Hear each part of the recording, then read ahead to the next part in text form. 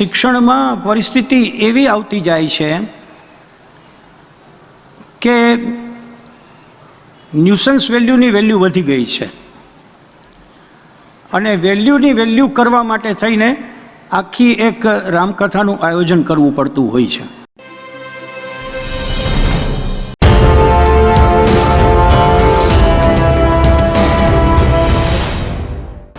અહીંથી પ્રસંગોપાત કેટલાક વિચારકોના મનની વિચારો પણ રજૂ થતા રહ્યા છે.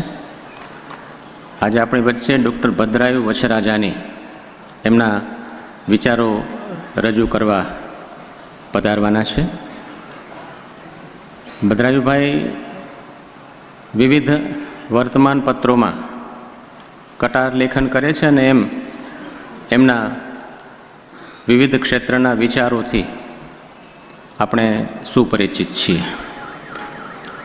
પણ મૂલતઃ તો ભદ્રાયુભાઈનો શિક્ષણ સાથેનો સુદીર્ઘ અને સુદૃઢ એવો નાતો રહ્યો છે.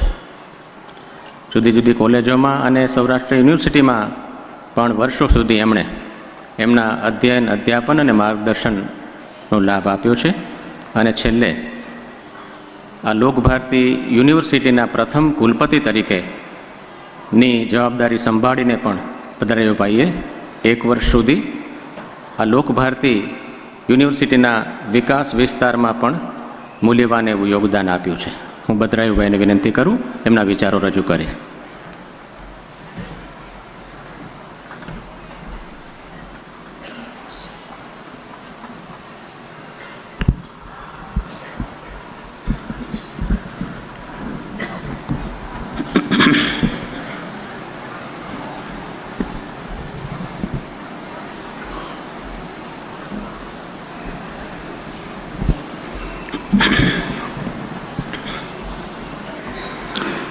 આપણા સૌના પ્રિય અને સમગ્ર ત્રિભુવનના પરમ પ્રિય શ્રી બાપુના ચરણમાં વંદન.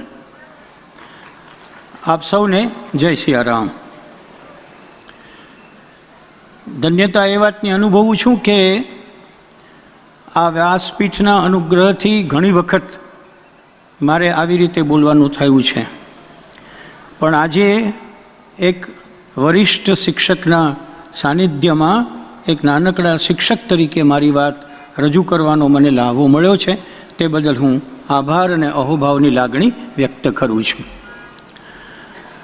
મને બાપુ એવું વિચાર આવ્યો કે રાષ્ટ્ર અત્યારના નેશનલ એજ્યુકેશન પોલિસી 2020 ઉપર વર્ક કરી રહી છે, પણ જો કોઈ એનો ડ્રાફ્ટ અત્યારના ઝીણવટથી વાંચે તો એની અંદર 80% બાબતો ગાંધીજીએ આપેલી બુનિયાદી શિક્ષણની જ કરવામાં આવી છે.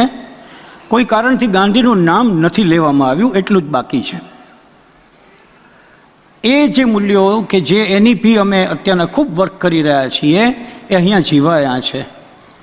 અને એ જીવનારી આ સંસ્થા લોકભારતીના 4 માનવીય આધાર સ્તંભો છે. મારો લગભગ 45 વર્ષનો લોકભારતી સાથેનો નાતો છે. મનુદાદાની સાથે યુવાન અવસ્થામાં ગોષ્ઠીઓમાં ભાગ લેવાનો મને લાભો મળ્યો. બુચદાદા તો મારા પરમ ગુરુના મામા થાય, એટલે એમણે જમણી આંખનું ઓપરેશન કરાવ્યું ત્યારે પણ અહીંયા આવીને એમને મળેલા.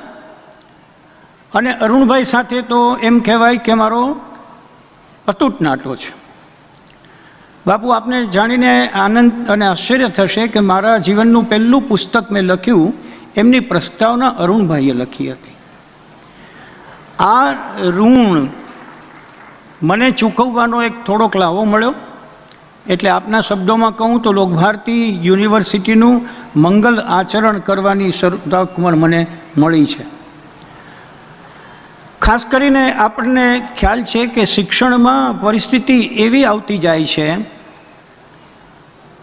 કે ન્યુસન્સ વેલ્યુની વેલ્યુ વધી ગઈ છે અને વેલ્યુની વેલ્યુ કરવા માટે થઈને આખી એક રામકથાનું આયોજન કરવું પડતું હોય છે. પણ આ સંસ્થા એવી છે કે જેની સાથેનો અનેક લોકોનો અપાર નાતો છે, છેક નાના દાદાથી લઈને આજ સુધી પણ એવા લોકો જોડાયેલા છે કે જેને લઈને સંવર્ધન થતું આવ્યું છે. આ લોકભારતી યુનિવર્સિટી એ વર્ગખંડનું શિક્ષણ આપતી યુનિવર્સિટી નથી. અહીંયા શીખીને શીખવાનું નથી, અહીંયા કરીને કેળવવાનું છે. અત્યાર સુધી અહીંયા વર્ગો ચાલ્યા છે, BRS ચાલ્યું છે, BA ચાલ્યું છે, બધું જ ચાલ્યું છે, પણ એની ઉપર પ્રાધાન્ય વર્ગખંડોનું રહ્યું છે.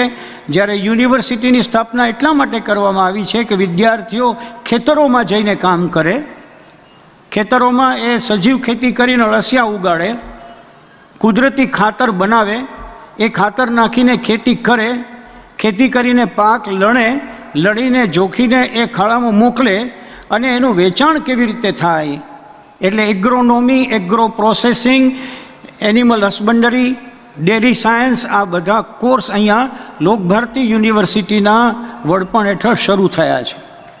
એમ કહેવાય કે ફરી એકવાર ગ્રામ વિદ્યાપીઠ યુનિવર્સિટીના માધ્યમથી ગામડા માટે પ્રવૃત્ત થઈ છે, એનો આપણને સૌને આનંદ હોવો જોઈએ. મને એવું લાગે છે કે નઈ તાલીમના નવા કલેવરની શરૂઆત અહીંયા થઈ છે.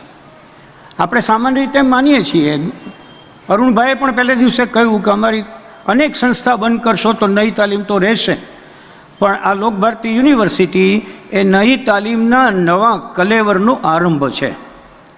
અને આરંભે આપ જ્યારે અહીંયા કથાગાન માટે પધાર્યા છો એ અમારા સૌ માટે બહુ મોટું સદભાગ્ય છે. મને 4 માનવીય આધારો કયા બાપુ, તો એમની એક ટૂંકી વાત કરવામાં રસ છે. નાના દાદાએ લોકભારતીની સ્થાપના ચોક્કસ કરી, પણ નાના દાદાએ તો 1961માં વિદાય લીધી અને 56-57માં એમણે મનુ દાદાને કહ્યું કે લ્યો હવે તમે વહીવટ સંભાળો.